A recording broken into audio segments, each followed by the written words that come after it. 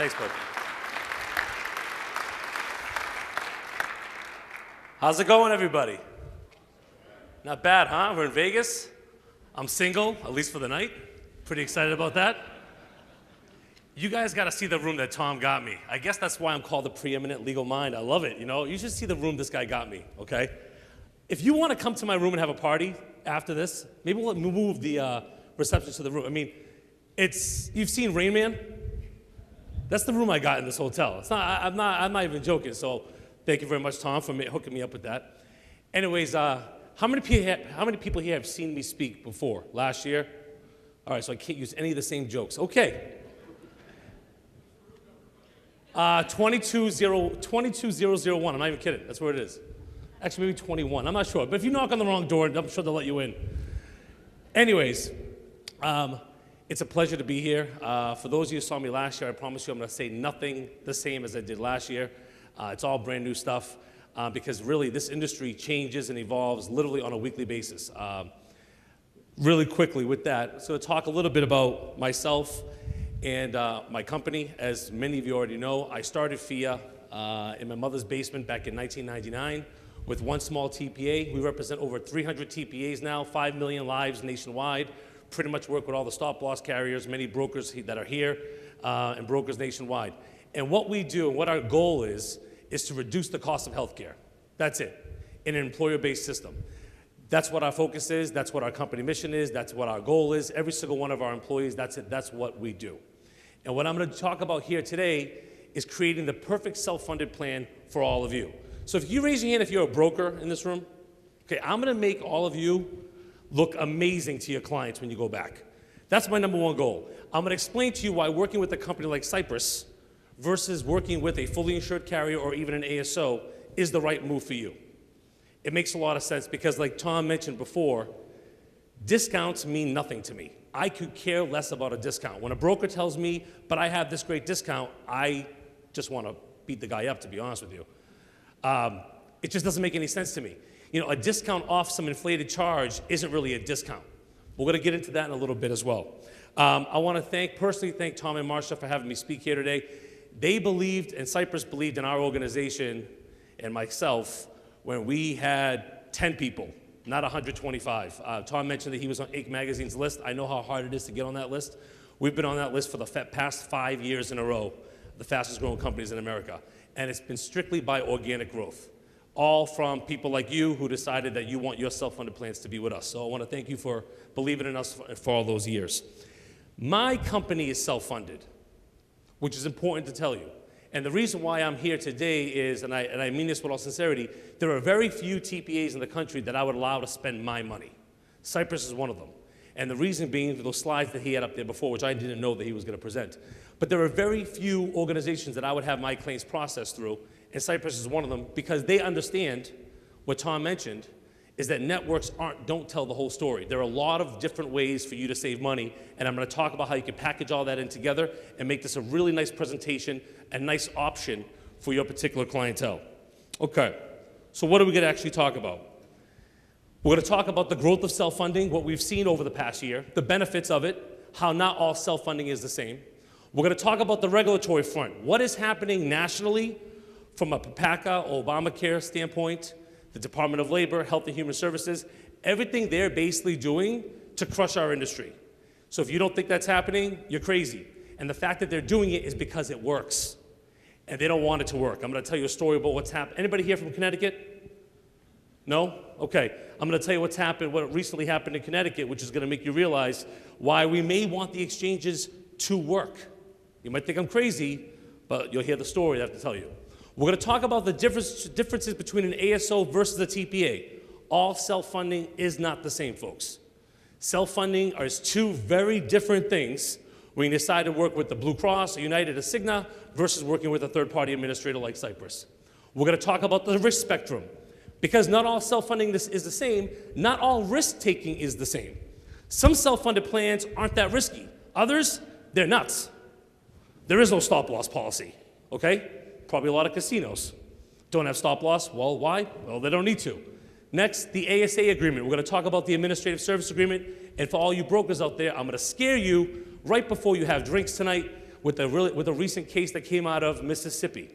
We're going to talk about the perfect plan document, what you need to have within that particular plan to make it different, to make it unique, to save your clients money. Basically, to use all the options that Cypress has available to you, you have to have certain things put in your plan doc. There's a lot of great vendors here, but the problem is many times you can't even use those vendors because the administrator that you're working with, particularly an ASO, won't allow you to work with those companies. Think about that. It's your money. You got 5,000 lives in your plan. I'm not even making this up. You got 5,000 lives in your plan. You found a way to save your plan millions of dollars. You go out to your ASO carrier and go, hey, I want to implement this because I have a fiduciary duty to save money for my clients. And they go, yeah, you can't do that. You have to use our vendor. Every one of you, if you're a broker in this room and you work with an ASO, you have that in your policy right now. So no matter how good you want to look to your clients, you're just a commodity because they have their own vendors. You're forced to use their vendors because they own their vendors. It's part of the package. We're going to talk about plan design and key cost containment features. And lastly, for 2 minutes, a quick understanding of the self-funding service team. What I mean by that is all the little things you get packaged within it. As you can tell, that's a lot to cover, but I talk really fast. And I'm not going to slow down. So if you have any questions, feel free. This is interactive. People that want to raise their hand or want to shout out things, feel free to do so. All it means is I'm going to pick on you the rest of the time. That's what I do. There's always that one guy, usually it's Tom, that sits, he does this all the time. He sits in the audience and he'll make faces at me, try to get me off my game, or he'll ask a stupid question. And then I just rip on that guy for the next 45 minutes. So if anybody wants to be that person, more than welcome to do it. I'd love to have you. Speaking of, I know you mentioned the Wolf of Wall Street. You should be the Wolf of self-funding. I mean, they can make a movie. If anybody hangs with Tom, they actually could make a movie called The Wolf of Self-Funding and have Tom as the lead, right? Okay. So self-funding by the numbers. Boring slide. Don't worry about the slide. Focus on one thing on that slide, the top left. It says 93% of plans with over 5,000 employee lives self-fund. Anybody know what my question is? What my thought is on that? Yes, sir.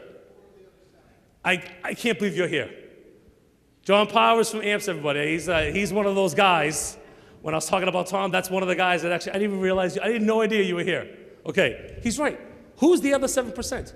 Who are the 7% of those employers with over 5,000 lives that don't self-fund? Can someone give me a guess? Anybody, give me a guess of an employer. I'm assuming it's a bunch of, meth addicts that happen to work at some fat factory. They're all smoking butts. They're drinking 3 bottles of Jack Daniels a week. They're all obese. They have Fritos, for wellness. Maybe they have Coke Zero once in a while. But literally, who are these plans? Who are the 7% of the plans that aren't self-funded that have over 5,000 lives? But the interesting point, too, is all employers, 60% in 2012 of all employers nationwide were self-funded. That number is now higher. Now they're saying it's 62%. And the reason self-funding works, folks, is because the plans that typically a Cypress or another TPA didn't have competition from the bukas on. So what I mean by that is Cypress might have had a group of 250 employee lives that they were bidding on. They were bidding on that group against other third-party administrators. But no Blue Cross organization or no United or Cigna organization would ever want to touch such a small group. Why? It's too small for them. Oh, please, you could have these little groups. And guess what those groups are doing now? They're getting bids from the bukas.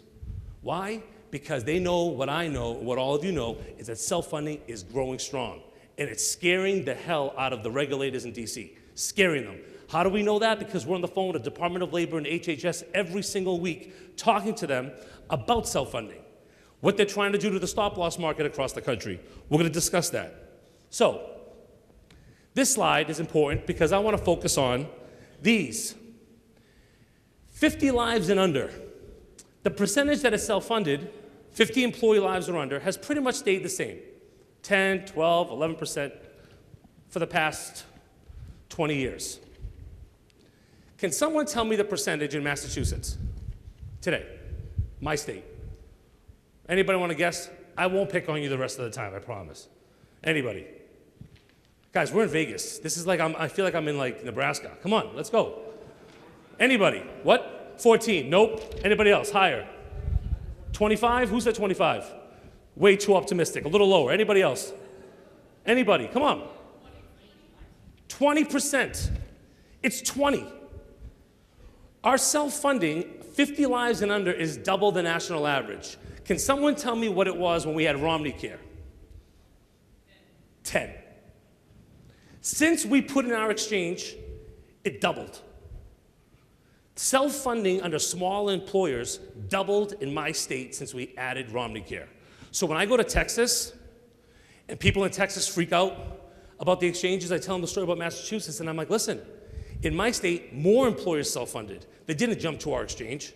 And regardless of what they want to tell you, the Romney Care and Obamacare, it's the same thing at the end of the day, okay? It's the same architects at the end of the day. Yeah, there are different nuances, but this session's not on Obamacare because all of you have seen way too many sessions on healthcare reform, and I will never, ever do another session on healthcare reform. But the key thing to remember is Massachusetts, it's 20%. And what's happened? We dropped our uninsured rate from 10%. At our worst ever time, our uninsured population was 10%. In Texas, it's 25. Think about how many people live in Massachusetts versus Texas. Think about how big of a problem it is. We went from 10% to 1%. And can someone tell me how many billions of dollars we identified in cost overruns? Billions, not M, B.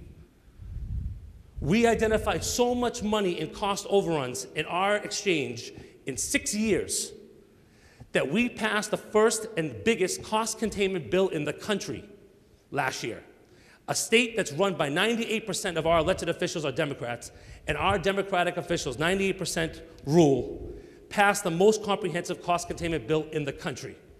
Because why? We overran by billions of dollars in making sure everyone had health insurance. And like I talked about last year, which I don't bring up anymore, you can give everyone a Ferrari, but you can't give everyone keys. And that's the problem with our exchange in our state.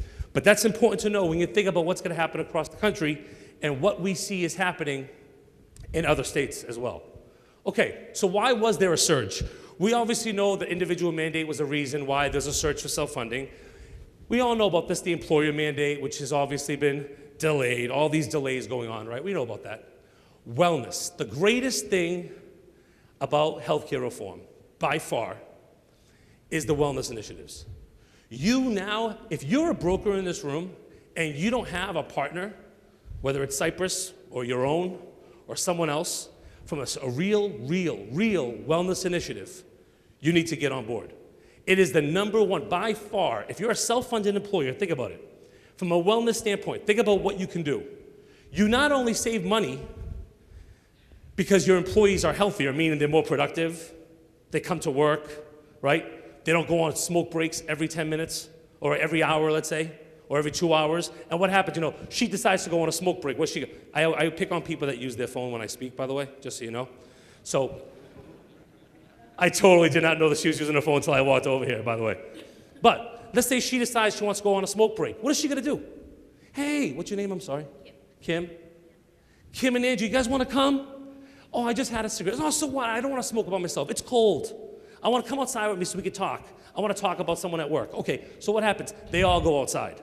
Now they're outside for 2 hours. What happens 2 hours later? She says, hey, you guys want to come smoke a cigarette with me? So again, my company, we have a smoking cessation plan. I give $1,000 in my plan document to any employee that quits smoking. $1,000 cash. Can someone tell me why I do that? You really think I'm worried about my employees, again, knock on wood, if this is wood.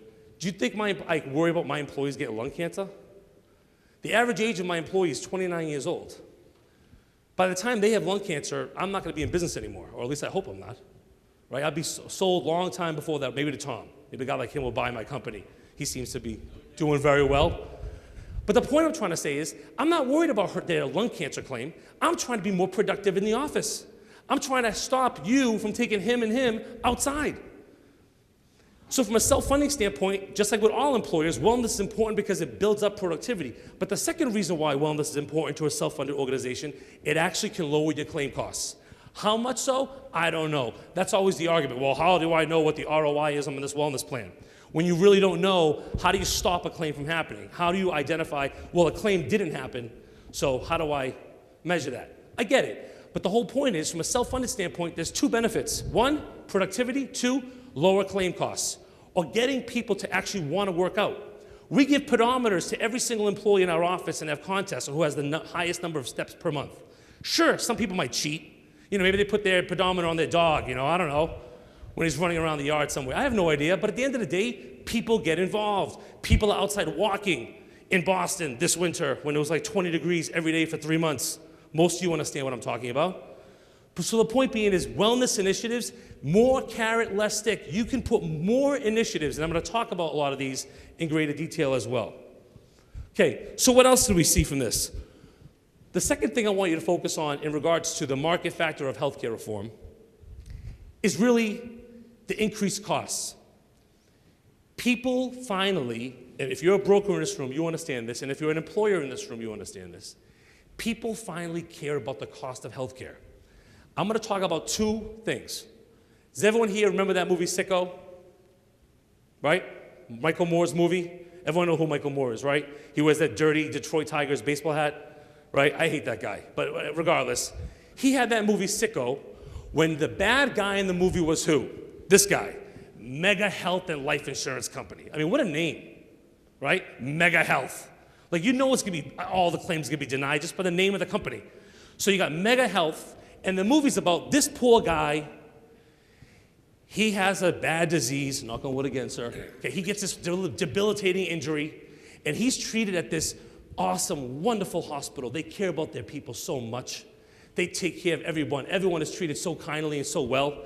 But guess what happened? This nice hospital had $1 million bill for this nice guy, and Mega Health wouldn't pay. How dare you not pay this guy's $1 million bill? How dare you drive him into bankruptcy? His wife left him, his kids. He hasn't seen his kids in 3 years, all because of you. You moved to Cuba to get free health care. But that's the movie. The entire movie focused on the fact that this guy wouldn't pay the claim. Not one time did they talk about why in the world is this guy have $1 million bill? How is his bill $1 million? I'm sorry, sir. I really apologize. I'm pointing at your bald head the entire time. But why is there $1 million bill in the first place? Tell me. Then look at the Time magazine article, The Bitter Pill. Okay, it wasn't an article. It was the whole entire magazine. And what was the focus of that magazine? Why is that bill $1 million? It shifted.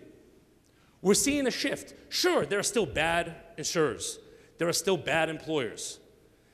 But there's also bad providers. There's also bad hospitals. There's also duplicate charges that Tom mentioned. There's a lot of bad things out there that don't just fall on the onus of the payer, which is key, which is the big difference as to why we're seeing a massive change across the country. Will exchanges succeed or fail? They need to succeed a little bit. And I'm going to explain to you why in a second. So, when I talk about self-funding, and you see all the benefits here, okay, access to claims data, plan design, etc. The only two I want you to focus on really are the first two. Access to claims data and control and customization of plan design. Here's why. All self-funding is not the same. It doesn't, if you're with an ASO, you have to check to see if you actually have access to the claims data. I would bet my money, which I like to bet. I really like to bet. That's the problem with this place for me. I mean, you'll see me out there, and within 2 hours, I think I'll be out there. Anyways, the point I'm trying to say to you is, I would bet you, house money, I would bet you that most of the ASOs don't allow you access to your own claims data. Why? It's proprietary. They own it. Why? Because they don't want to share their discount information with you. How do I know that? We represent a lot of ASOs who do a lot of subrogation work. So the first thing you want to know is, do you have access to that claims data? And why is that important? Because your claims data sets up everything. And what I mean by that, I'm going to give you a good example. I look at our claims data. I don't have the PHI. I don't know if it's John's claims or Mike's claims or Steve's claims. I just know there are claims. And I can basically look at those claims and see where my risk is for my employees. So when I'm designing my customized plan, I can design my plan for my population. Here's the example. Okay, you folks here, hey, what's going on? Good to see you guys. You folks here, they're the school teachers. They don't drink. They're nice people. They're going to be in bed at 6 tonight, okay? They're back in their room. They're watching Leave It to Beaver, maybe reruns, TV Land, who knows? They're good, solid, hardworking people, never had a drink in their life, don't know what a cigarette looks like. These guys, they're meth addicts, drug addicts. These guys, all they do is drink. They come to Vegas and they start shaking. When they get, you know how you go on the plane, you see those people that have definitely had way too much to drink, and you're literally, it's midnight, and they come on the red-eye flight? That's these guys, okay? They live for this place. They die for this place.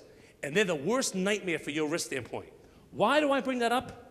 Is the claims for those folks and the claims for these folks are two different types of claims. They're not the same. Then tell me why, when you're working with a fully insured plan or with an ASO, their plan document is exactly the same. Oh, sorry, bronze, silver, gold. Why do they have the same plan design? Someone tell me. You know what they need? Carpal tunnel gloves, or whatever they call them, those little things, because they're school teachers. They use the chalkboard a little too much. They might get a carpal tunnel claim or a workers' comp claim. What do these guys need? Detox. What else do they need? Acupuncture. And I'm not making this up. They need acupuncture. Why is acupuncture important? Folks, I'm going to share a personal story. My best friend at the age of 21, when I was 21, my best friend died from a heroin overdose. Okay, true story. I grew up in a neighborhood called Dorchester. Does anybody watch the show The Wahlburgers on TV? One person. It's a horrible show, I know. But the New Kids in the Block, that's where they're from, okay? I grew up in that rough neighborhood. New Kids in the Block grew up there. New Kids Block, New Edition is from my neighborhood, and that's where the Wahlbergs are from. But in my neighborhood, there was a major heroin problem, and this still continues to this day. And how did it happen? He had a car accident at 19, and what did the doctor prescribe him, sir? Oxycontin, thank you. He got Oxy. And so what happened? He's hurt. He's at home. His mother's feeding him. He's popping pills. So what happens when the prescription runs out? He has to buy it.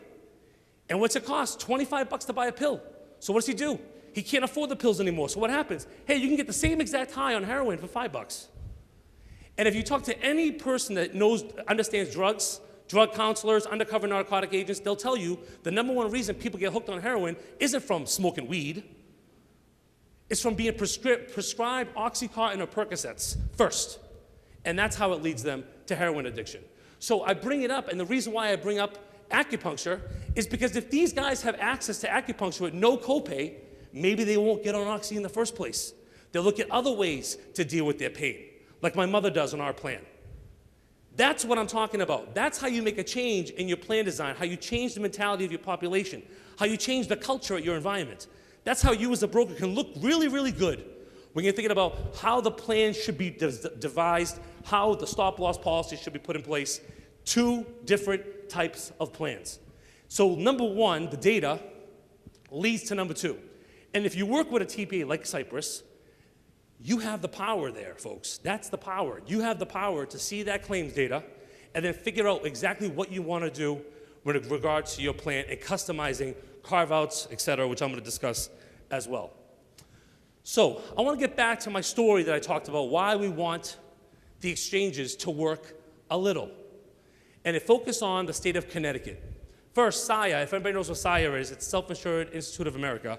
It's the organization, association that basically defends self-funding, third-party administrators, stop-loss carriers across the country.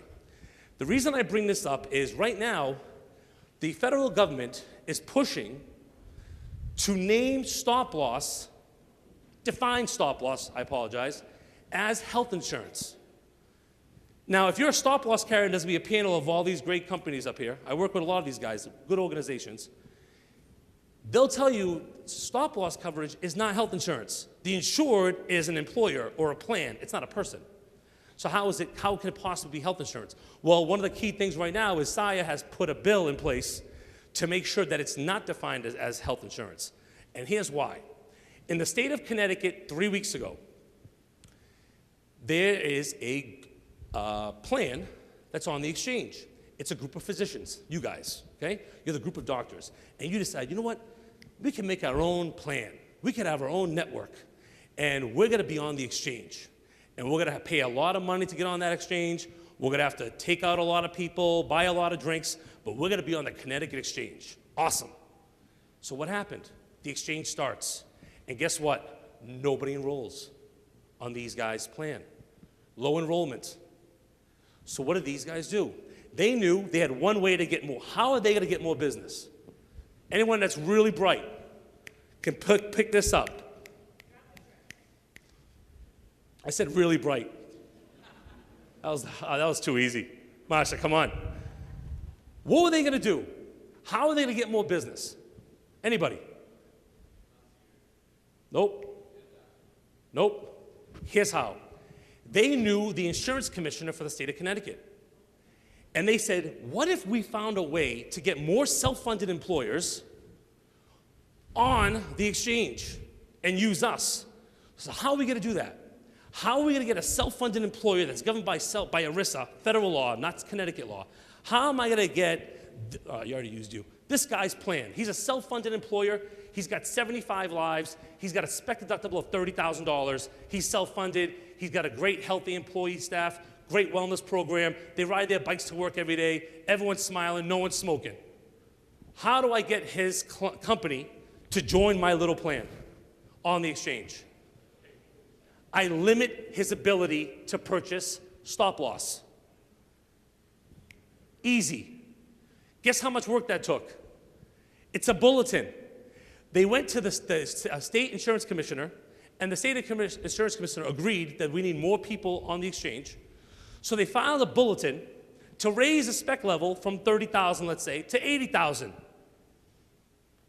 And then they send the bulletin out. This is not a bill. This doesn't have to be passed by Congress or by state legislatures. It's literally a bulletin that's just sent out. If there's no complaints on the hearing, boom, it's enacted. Now, if you want to be a self-funded plan, you have to purchase stop loss at a higher dollar amount.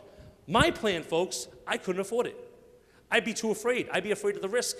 So what would I have to do? I would have to drop my self-funded plan and join the exchange or become a fully insured plan subject to the whims of the state insurance commissioner, which is what they want. And that's how it happened. It didn't happen because some politician thought of it. It happened because a plan on the exchange in Connecticut didn't have enough enrollment. And the only reason it didn't pass is because TPAs in the state of Connecticut rose up, brought their large employers to the State House, and fought it, and was able to squash it. But if they didn't do that, this thing was passing. So it's important that the number one way they're going to be able to limit your ability to self-fund is by basically eliminating your ability to purchase stop loss. Okay, so let's talk about the players. And this really emphasizes what's very different about working with a TPA, working with a Cypress versus not. With a TPA, and especially if you're a broker in this room, this is important for you. You, as the plan, have all the control. You have all the risk. You have all the cost containment opportunities. If you identify a way to save your plan's money, you can use it. Why? It's your money, it's your plan design. You're the fiduciary. Makes sense, right? That's self-funding with a TPA. Self-funding with the BUCA, Blue Cross, United, Cigna, Aetna, or an ASO, there is no control. It's as if this guy, it's his money, but he doesn't decide how to spend it, who to pay, when to pay, or why to pay. He just pays when they tell him to.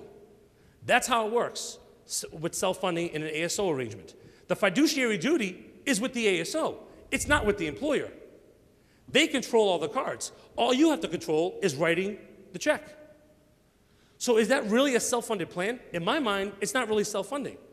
Because self-funding, yeah, you're writing the bill, but you have no control over how that money's spent. It's as if I left my wife just run around this hotel and go to all those nice shops and just spend as much money as she wanted. I would have no control over it because I'm sitting here talking to all of you. And she's just writing checks using the credit card. That's exactly what it's like. You don't like the fact that it's $1 million claim and you get a 25% discount? Oh well. You have no control, sir, to stop that. None. And how do I know that? Because I represent, like I said, probably close to 30,000 employers nationwide. And the number one answer I have to give to people is, sorry, you can't do that. Why? Because your ASA agreement doesn't allow you to. That's why.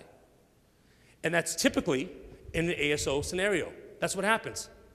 So it's important that when you decide to self-fund, where do you want to go? In my mind, if I'm a broker, I would never want to be partnered with an ASO. Why? What's so big? What's the big deal about having you?